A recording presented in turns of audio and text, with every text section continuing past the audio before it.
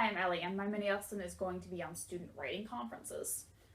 The video is going to have two different parts. The first part is going to be me explaining 4 points about doing student writing conferences. The second part is going to be an actual example of a student writing conference. For the 4 main points, the first point is that you should let the student take the lead as much as possible.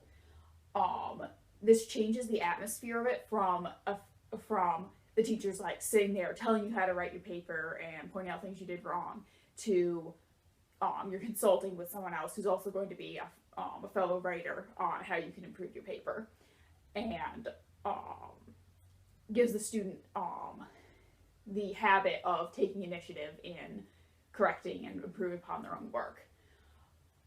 In addition, the student will know their own aims, what they actually intend to do with their paper, and they're going to know areas where they struggled. Like you're going to be able to tell some of the areas that they struggled, but they'll know better than you do where they really had a hard time. They had to, they got tripped up or they had a writer's block. So they're really going to know in depth exactly what went into this paper. But now, obviously, every single student isn't going to be comfortable with or ready to take, really run a writing conference with somebody else. And take the lead on it. You're gonna have to direct every student at some point, and some students a lot more than others. And for this reason, and just to make sure that the writing conference is productive, you're gonna want to make sure that for the second point, each writing conference has a clear purpose and an agenda that you're gonna follow. And this will direct you. This will make sure that you get done what needs to get done as far as the students' writing development goes. And it will also help the student, especially if a student that's shy or hesitant doesn't know what they want to say, or isn't really comfortable saying, "Oh, I struggled here," or "I think this was a strong point." This will give them a specific thing that they can focus on, rather than trying to say, "Oh, what do I do with my paper? What do I think about my paper in general?" That can be a challenging question for a student to be confronted with. Third of all, you should give the student a chance to kind of test out their paper with a reader, which is what the reading conference is. When when a student writer gives their paper to a teacher, they're having somebody test out their writing, seeing how well they're doing at communicating their points. And so there are 2 different ways you can do this. One, you can have the student read the paper to you, which will be very helpful in that you can listen to it and understand exactly what the student meant to say. If there's something that's unclear, usually when they read aloud, their voice will make their meaning clear, as opposed to the reading you get just from reading the text. If they had some kind of trouble getting it from what they were thinking to what they wrote down on their paper. So that can be a great tool for you so that you can understand what they meant and give them helpful feedback.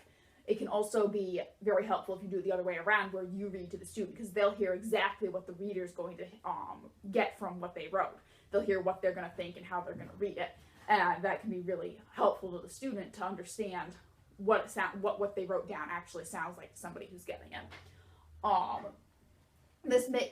Either one of these, where you're testing it out like that, puts the teacher in the role of a supportive, informed reader, where the teacher knows better than the student does how to write it, and is interested in helping the writer's development. It's not going to be a snickering reader, or an indifferent reader. It's going to be somebody who, wants to help the writer improve. It also gives the student a sense of being a serious writer when you have another writer sitting there talking about, this is what I might do in this situation, or this is what it sounded like to me, that kind of thing.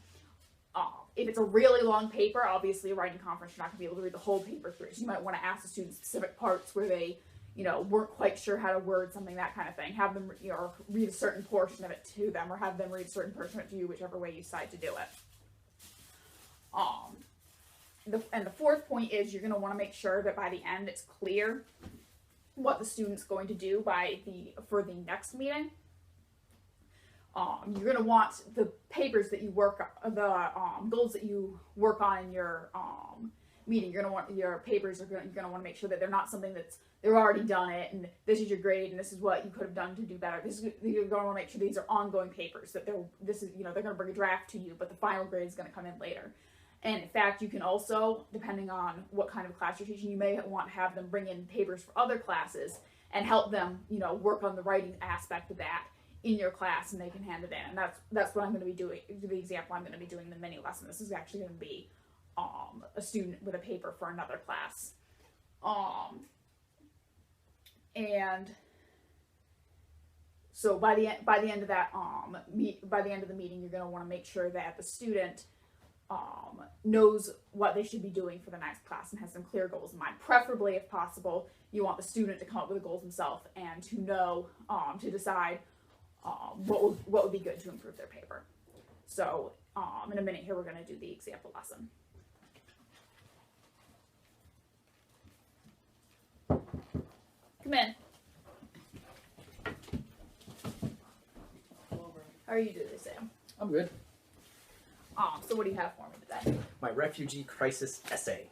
This is for politics, right? Yep. And when's it due? Tuesday.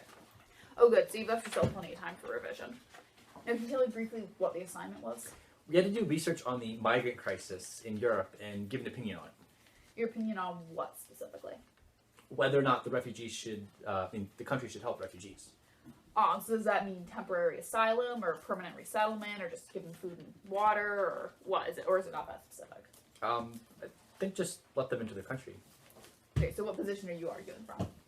I think they should let them in. I think they should really do something, but I don't think they should put their own countries in danger either.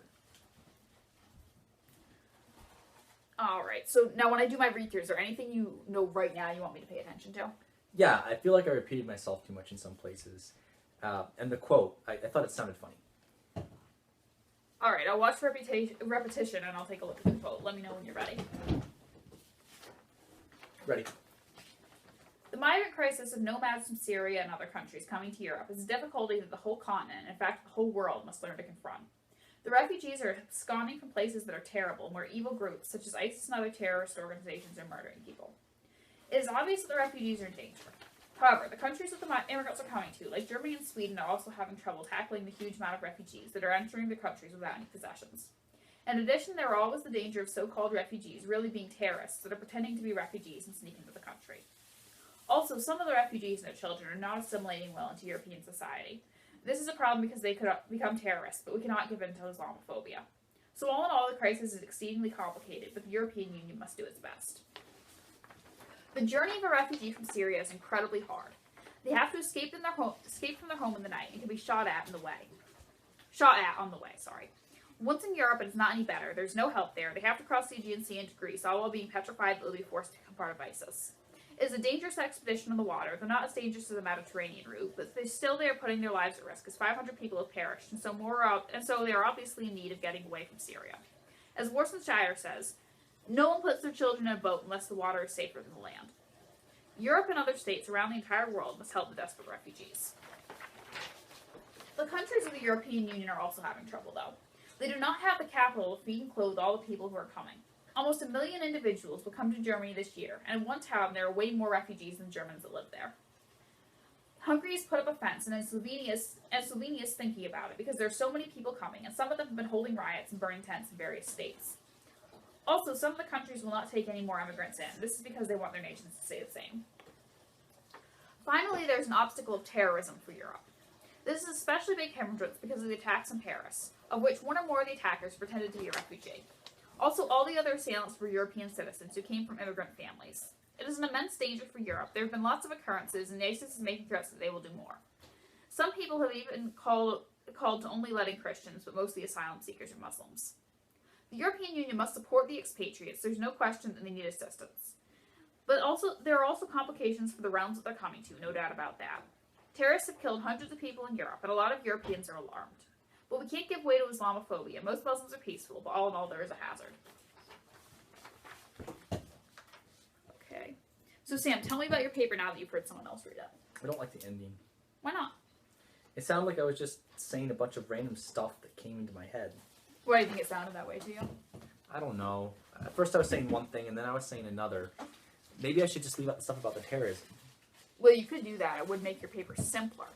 Do you think it's important to talk about terrorism? Is that an important consideration? Yeah, I mean, if they weren't letting so many people come without any checks or anything, maybe the attacks wouldn't have happened. Okay, so you want to include that. Yeah, but 2 seconds earlier, I say that we have to help refugees. It sounds to me like because you put quite a bit of thought in this and you have a fairly complex opinion formed about it, you understand both sides of the argument have a good point. Yeah, that's what I'm saying. So you can show both sides of the argument in your piece. It actually makes your piece stronger because it shows the reader that you've actually thought about what the other side has to say and really considered it. You just want to make sure that you show why the arguments for your side are stronger than the ones for the other side.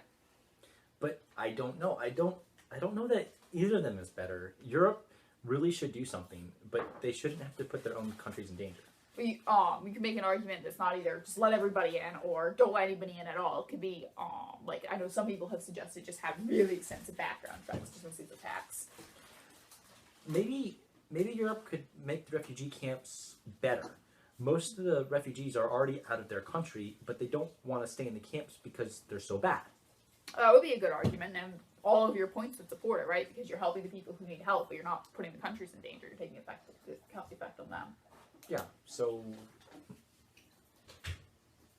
Was there anything else you wanted to address? Yeah, a few of the parts sounded funny when you read it. Like, here, the beginning of the second paragraph. I think what you're hearing is the way that I'm doing the pauses. Some of the commas could be replaced by the punctuation. Like what? Like the word, after the word hard. The words on either side of the comma could be a full sentence, right? The journey of refugees is incredibly hard. I guess, yeah. So in that case, you wouldn't use a comma. You could put a period there, and each could be its own sentence, but I'm guessing there's a reason you didn't just do that. Yeah, I mean, because the second part is telling you what the first part means, it sounds all choppy, not connected if you make it 2 sentences. Right. So what you can do in these situations, you can use a semicolon. It shows that the words could be their own sentences, but you want them to be in the same sentence because the ideas are really connected, so they should be together. And a semicolon is this, right? Yeah, it's like a period over comma because it's kind of like a period, kind of like a comma.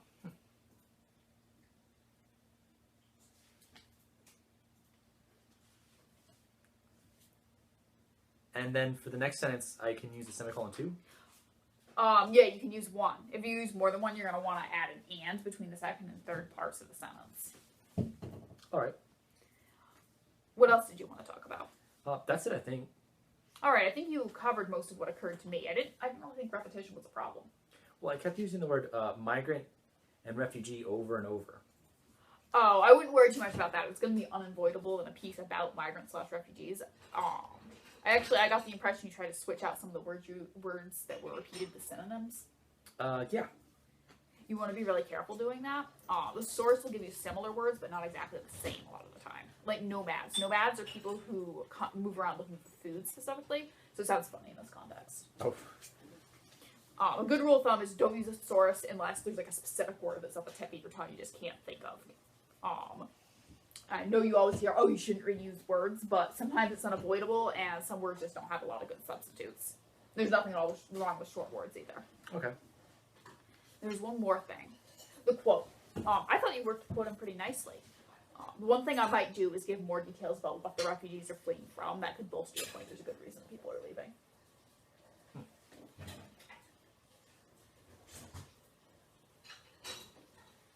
So the upcoming assignment for this class. Do you know what you're writing out? No, I haven't decided. Any thoughts? No, not really. Have you done narrative writing for previous classes? No, not since the 2nd grade. You ever do it on your own? No. Well, this is probably pretty unfamiliar to you then. Had you taken a look at the list of prompts? Yeah, I looked at them. But did any of them look interesting? No. No, stories aren't my thing. I mean, if it didn't really happen, why read about it? What about movies? You ever watch fictional movies? No, I'm not really a movie person either. So what do you read and watch? Well, for this assignment, I watched the news a lot, and that wasn't bad at all. It's actually real. So you think maybe you come up with a story that's related to that or another current event? Maybe it didn't really happen to one specific person, but it's realistic. It could have happened. Probably. Okay. Good. Why don't you try that? Send me an email if you get stuck. Is there anything else we should talk about before you go? No, that's it. All right. Have a good day. You too. Here's your paper. Thank you.